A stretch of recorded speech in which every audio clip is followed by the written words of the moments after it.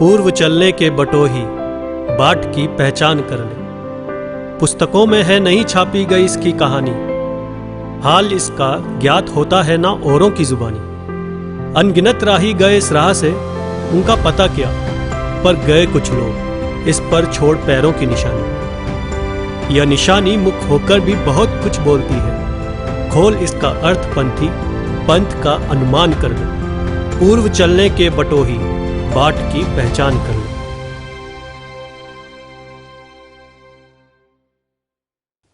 Hello everyone, स्वागत है आप सभी का।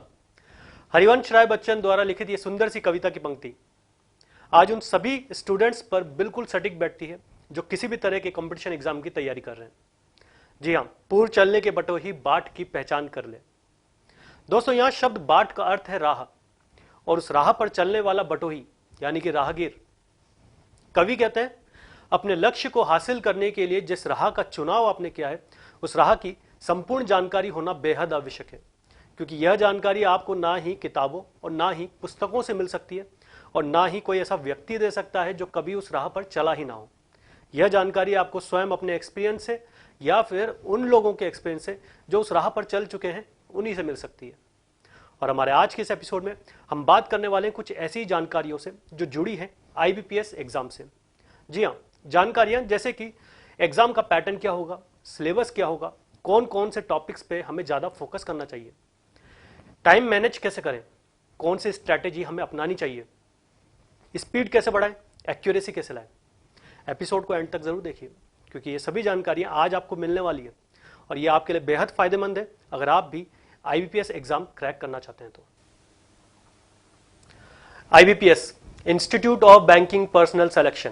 जी हाँ, IBPS 4 तरह के एग्जाम कंडक्ट करवाता है।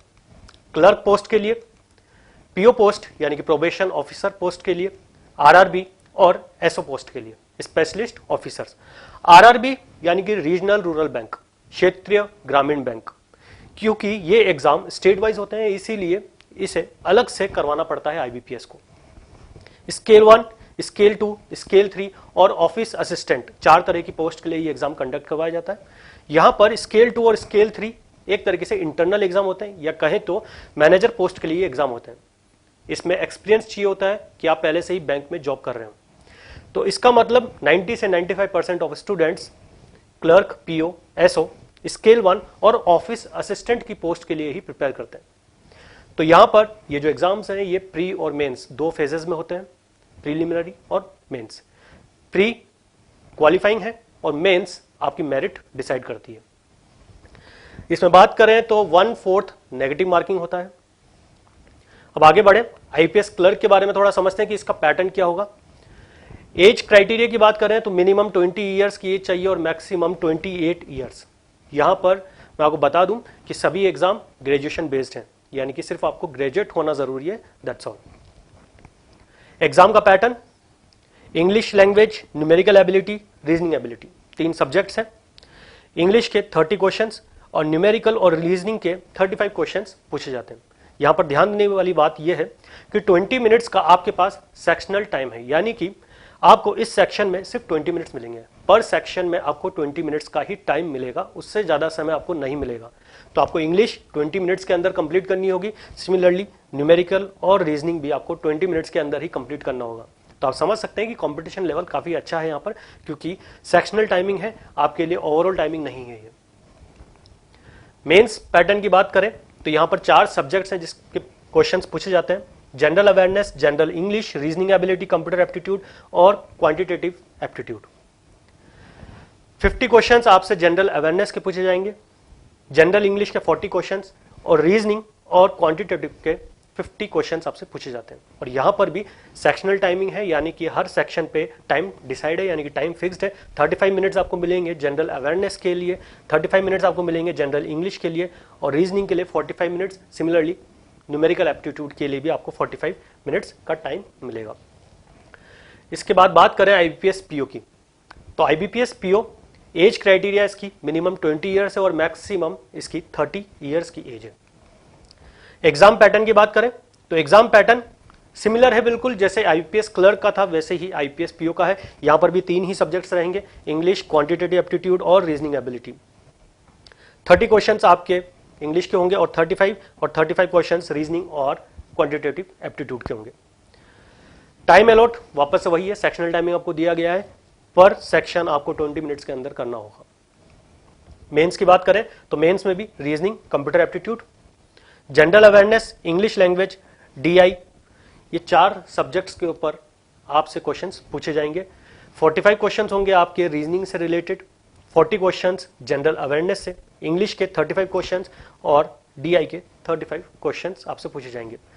यहां पर भी सेक्शनल टाइमिंग है, 60 मिनट्स आपको रीजनिंग के लिए मिल रहा है, 35 मिनट्स आपको जनरल अवेयरनेस के लिए मिलेगा और 40 मिनट्स का टाइम आपको मिलेगा इंग्लिश लैंग्वेज को कवर करने के लिए, 45 मिनट्स आपको DI के लिए मिलेगा। अब यहां पर डिस्क्रिप्टिव पेपर भी है इंग्लिश का, जैसे कि लेटर राइटिंग और ऐसे 2 क्वेश्चंस आपसे पूछे जाएंगे 25 मार्क्स के, और इसी के साथ फिर एक इंटरव्यू होगा, 100 मार्क्स का आपका इंटरव्यू होगा, यानी कि IPS मेंस और फिर उसके बाद इंटरव्यू। 80:20 के रेशियो में ये डिवाइड होगा, यानी कि आपकी जो ओवरऑल कट ऑफ निकलेगी 80 मार्क्स कैलकुलेट होंगे आपके मेंस के और 20 मार्क्स आपके कैलकुलेट होंगे इंटरव्यू के।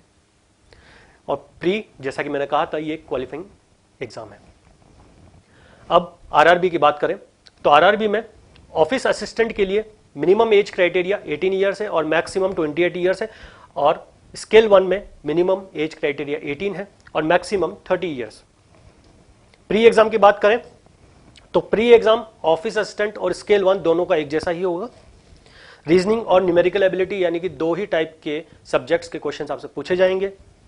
नंबर ऑफ क्वेश्चंस 40 होंगे दोनों में, 40 मार्क्स के, और यहां पर एक खास बात यह है कि कंपोजिट टाइम, यानी कि आपको 45 मिनट्स का एक कंपोजिट टाइम मिलेगा। 45 मिनट्स के अंदर आपको 80 क्वेश्चंस सॉल्व करने होंगे। मीडियम ऑफ एग्जाम की बात करें तो आप इंग्लिश, हिंदी या फिर अपनी रीजनल लैंग्वेज भी चूज कर सकते हैं एग्जाम देने के लिए। जैसे मान लीजिए अगर आप महाराष्ट्र से हैं तो आप मराठी लैंग्वेज भी चूज कर सकते हैं, अगर आप पंजाब से हैं तो आप पंजाबी लैंग्वेज भी चूज कर सकते हैं, और इंग्लिश और हिंदी दोनों लैंग्वेज रहेगी इसमें। बट अगर आपकी रीजनल लैंग्वेज है कुछ, तो वो रीजनल लैंग्वेज में भी आप एग्जाम को दे सकते हैं। मेंस RRB, ऑफिस असिस्टेंट और स्केल 1 दोनों में एक ही पैटर्न का एग्जाम होगा। Reasoning, computer knowledge, general awareness, English या हिंदी लैंग्वेज और न्यूमेरिकल एबिलिटी सब्जेक्ट्स आपसे पूछे जाएंगे। यहां पर इंग्लिश और हिंदी लैंग्वेज ऑप्शनल सब्जेक्ट है, इनमें से कोई एक ही सब्जेक्ट आपको अटेम्प्ट करना है। अगर आप इंग्लिश में अच्छे हैं तो इंग्लिश अटेम्प्ट कीजिए, और अगर आप हिंदी में अच्छे हैं तो हिंदी अटेम्प्ट कर सकते हैं। रीजनिंग, सभी सब्जेक्ट्स की बात करें तो नंबर ऑफ क्वेश्चंस सेम रहेंगे और कंपोजिट टाइम यहां पर आपको 2 आवर्स का मिलेगा, यानी कि 2 घंटे के अंदर आपको टोटल 200 क्वेश्चंस को सॉल्व करना है। तो यहां पर सेक्शनल टाइमिंग नहीं है, यहां पर कंपोजिट टाइमिंग है। तो आप इजी से देख सकते हैं यहां पर कि इसमें थोड़ा सा कम कंपटीशन लेवल होगा as compare to IPS PO या IPS क्लर्क के कंपेयर में। अब SO की बात करें तो IBPS स्पेशलिस्ट ऑफिसर, यहां पर मिनिमम एज क्राइटेरिया 20 ईयर्स है और मैक्सिमम 30 ईयर्स। एग्जाम पैटर्न की बात करें तो प्री एग्जाम में लॉ ऑफिसर और राजभाषा अधिकारी, इसके लिए जो प्री एग्जाम होगा वहां पर आपसे 3 सब्जेक्ट्स पे क्वेश्चन पूछे जाएंगे, इंग्लिश लैंग्वेज, रीजनिंग और जनरल अवेयरनेस। यहां पर एक खास बात मैं आपको बताना चाहूंगा कि ये सिर्फ वही स्टूडेंट्स दे सकते हैं जिनकी ग्रेजुएशन डिग्री किसी स्पेशलिस्ट यानी कि पोस्ट के अकॉर्डिंग होनी चाहिए आपकी ग्रेजुएशन डिग्री। जैसे लॉ ऑफिसर, तो यहां पर आपकी ग्रेजुएशन डिग्री LLB होनी चाहिए, तब जाके ही आप ऐसे एग्जाम दे सकते हैं। तो अपने पोस्ट यानी कि अपनी ग्रेजुएशन की डिग्री के अकॉर्डिंग आप सेलेक्ट कर सकते हैं कि आप कौन सी पोस्ट के लिए सुटेबल है और वही आप दे सकते हैं। तो अब यहां पर क्वेश्चंस की बात करें तो इंग्लिश में 50 क्वेश्चंस, रीजनिंग में 50 क्वेश्चंस और जनरल अवेयरनेस में भी 50 क्वेश्चंस, तो टोटल 150 क्वेश्चंस आपसे पूछे जाएंगे। और यहां पर सेक्शनल टाइमिंग होगा, यानी कि 40 मिनट्स आपको मिलेगा पर सेक्शन के लिए, हर सेक्शन के लिए आपको 40 मिनट्स का टाइम मिलेगा और 40 मिनट्स के अंदर ही आपको 50 क्वेश्चंस को कंप्लीट करना होगा। मेन एग्जामिनेशन की बात करें तो मेन एग्जामिनेशन राजभाषा अधिकारी के लिए प्रोफेशनल नॉलेज से आपसे 45 क्वेश्चंस पूछे जाएंगे, 30 मिनट्स के अंदर आपको ये करना होगा। और प्रोफेशनल नॉलेज से भी डिस्क्रिप्टिव पेपर होगा जिसमें 2 क्वेश्चंस आपसे पूछे जाएंगे और वो भी आपको 30 मिनट्स के अंदर ही करना होगा। अब बात करते हैं pre examination IT officer, agriculture field officer, HR और मार्केटिंग ऑफिसर जैसी पोस्ट के लिए। English language, reasoning, quantitative aptitude, pre exam बिल्कुल सिमिलर है, 50-50 क्वेश्चंस आपसे पूछे जा रहे हैं, 40 मिनट्स का सेक्शनल टाइमिंग आपको दिया जाएगा। यहाँ पर 40 मिनट्स के अंदर आपको ये 50 क्वेश्चंस करने होंगे हर सेक्शन के। और मेन एग्जामिनेशन की बात करें तो मेन एग्जामिनेशन में प्रोफेशनल नॉलेज से 60 क्वेश्चंस आपसे पूछा जाएगा और 45 मिनट्स के अंदर आपको ये करना होगा। सिलेबस की बात करते हैं तो सिलेबस के अंदर एप्टीट्यूड जो कि मेजर पार्ट है, एप्टीट्यूड और रीजनिंग दोनों ही हैं। तो एप्टीट्यूड में जैसे कि simplification, number system, ratio, proportion, percentage यानी कि जो एरिथमेटिक का पार्ट है उनसे कुछ क्वेश्चंस आपसे पूछे जा सकते हैं, एक एक या दो दो क्वेश्चंस। ज़्यादातर क्वेश्चंस आपके डीआई से पूछे जा सकते हैं। जैसे आईबीपीएस पीओ की अगर हम बात करें तो डेटा इंटरप्रिटेशन में आपको ज़्यादा फोकस करना होगा। क्वाड्रेटिक इक्वेशन से रिलेटेड भी क्वेश्चंस काफ़ी पूछे जा रहे हैं, नंबर सीरीज से रिलेटेड क्वेश्चंस आपसे पूछे जा रहे हैं। और क्लर्क के अंदर एरिथमेटिक पोर्शन ज़्यादा पूछा जाता है, जबकि आईपीएस पीओ जैसे एग्जाम में डीआई ही पूछी जाती है। रीजनिंग के अंदर बात करें तो रीजनिंग में भी आईबीपीएस पीओ में पजल्स, सिलोजिज्म, इनपुट आउटपुट या फिर कोडेड इनइक्वालिटीज जैसे क्वेश्चंस पूछे जाते हैं। और अगर क्लर्क की बात करें तो क्लर्क में ओवरऑल यानी कि ब्लड रिलेशन, कोडिंग, डिकोडिंग, ये सारे टॉपिक्स भी छोटे मोटे टॉपिक्स इंक्लूड हो जाते हैं। तो 2-3 क्वेश्चंस हर एक टॉपिक में से या एक एक क्वेश्चन हर एक टॉपिक में से पूछा जा सकता है। इसके बाद हम बात करें इंग्लिश लैंग्वेज की तो इंग्लिश लैंग्वेज में comprehension, cloze test, error spotting, sentence correction, para jumbles, vocabulary, multiple meaning words, paragraph completion, fill in the blanks, idioms and phrases, one word substitution, ये सारे टॉपिक्स में से किसी में से भी क्वेश्चंस आपसे पूछे जा सकते हैं। तो आपको अच्छे से तैयारी करनी होगी इंग्लिश लैंग्वेज की भी, क्योंकि स्कोरिंग सब्जेक्ट भी यही है। जैसे कि रीजनिंग सबसे ज़्यादा देखा जाए तो स्कोरिंग सब्जेक्ट होता है काफ़ी सारे स्टूडेंट्स के लिए। इसी तरह से कंप्यूटर की बात करें तो कंप्यूटर की नॉलेज भी आपको होनी जरूरी है, क्योंकि क्लर्क के पेपर में कंप्यूटर से रिलेटेड क्वेश्चंस आपसे पूछे जाएंगे रीजनिंग के साथ। जैसे कि कंप्यूटर में number system, computer abbreviation, history of computers, ये सारी छोटी मोटी चीज़ें जो बेसिक नॉलेज है कंप्यूटर की वो आपसे पूछी जाएगी। तो ये आपको होना ज़रूरी है कंप्यूटर से रिलेटेड नॉलेज। इसके बाद बात करें करंट अफेयर्स की तो करंट अफेयर्स में bank in news, economy based current affairs, business news, agreements, appointments, visits, government schemes, awards and honours, summits, committees, national and international obituaries, reports and indexes, books and authors, defence, sports, science and technology से related आपसे question यहाँ पर पूछे जा सकते हैं। Banking से related जैसे आरबीआई, फंक्शंस ऑफ आरबीआई। अब आप बैंकिंग का एग्जाम दे रहे हैं तो ऑब्वियस सी बात है कि बैंकिंग से रिलेटेड आपसे क्वेश्चंस पूछे जाएंगे। और सबसे खास बात ये कि अगर आप करंट यानी कि 6 मंथ्स की अगर आप जनरल अवेयरनेस तैयार करते हैं तो उसी में से अधिकतर क्वेश्चंस आपके पूछे जाते हैं। तो आपको ये ध्यान में रखना होगा कि आप 6 मंथ्स की जीके या जनरल अवेयरनेस की तैयारी अच्छे से रखें। बैंकिंग की न्यूज़ क्या क्या आ रही है न्यूज़पेपर्स में, ये आपको ध्यान होना चाहिए। तो उसी से रिलेटेड क्वेश्चंस आपसे यहाँ से पूछे जाएंगे। अब इसके बाद हम बात करते हैं एनालिसिस की। आपको पता होना चाहिए कि कंपटीशन लेवल कितना है, क्योंकि अगर आपको ये पता होगा तो ही आप अच्छे से प्रिपेयर कर पाएंगे। रीजनिंग एबिलिटी मैं बात बता रहा हूं यहां पर 2019 की, जहां पर ये एनालिसिस है प्रीलिम्स एग्जाम्स का। क्लर्क पोस्ट के लिए जिन बच्चों ने, स्टूडेंट्स ने एग्जाम दिया था, उनकी एनालिसिस हम यहां पर देख रहे हैं कि उन्होंने कितने क्वेश्चंस अटेम्प्ट करे थे जिनसे वो स्कोर कर पाए। जैसे कि रीजनिंग एबिलिटी में मोस्ट ऑफ द स्टूडेंट्स ने बिल्कुल सही क्वेश्चन अटेम्प्ट करे, 29 से 31। इंग्लिश लैंग्वेज 22 से 23 क्वेश्चंस अप्रोक्स करे हैं स्टूडेंट्स ने। न्यूमेरिकल एबिलिटी 23 से 25 क्वेश्चंस करे हैं यहाँ पर, और वो भी बिल्कुल सही। तो आप समझ सकते हैं कि आपको इतना स्कोर तो करना ही होगा 74 या 79 के आसपास। बट ये डिपेंड करता है कि पेपर कितना टफ है और कितना ईजी है, या नेक्स्ट ईयर कैसा पेपर आने वाला है। तो 2019 के हिसाब से इतना स्कोर स्टूडेंट्स ने किया है, इतने क्वेश्चन बिल्कुल सही किए हैं। अब क्लर्क मेंस की बात करें तो मेंस में जनरल इंग्लिश 28 से 31 क्वेश्चंस बिल्कुल सही किए गए। रीजनिंग और कंप्यूटर एप्टीट्यूड में 28 से 35। और फिर उसके बाद हम बात करें क्वांटिटेटिव एप्टीट्यूड में 36 से 40 questions most of the students ने इतना करा है। जनरल अवेयरनेस में 33 से 39। तो ये है प्रीवियस ईयर की एनालिसिस, यानी कि 125 से 145 तक क्वेश्चंस स्टूडेंट्स ने बहुत इजीली अटेम्प्ट किए हैं यहाँ पर। पीओ में बात करें तो पीओ में आईपीएस पीओ के अंदर रीजनिंग एप्टीट्यूड में 26 से 28, इंग्लिश लैंग्वेज में 21 से 23 क्वेश्चंस, और एप्टीट्यूड में 21 से 23 क्वेश्चंस स्टूडेंट्स ने यहाँ पर बिल्कुल सही करें। यानी कि ओवरऑल देखा जाए तो 68 से 74 क्वेश्चंस आपको लगभग करने होंगे। इसके बाद हम बात करें आईपीएस पीओ मेंस की, तो यहाँ पर डीआई यानी कि 7 से 10 क्वेश्चंस स्टूडेंट्स ने करे हैं यहाँ पर सही बिल्कुल।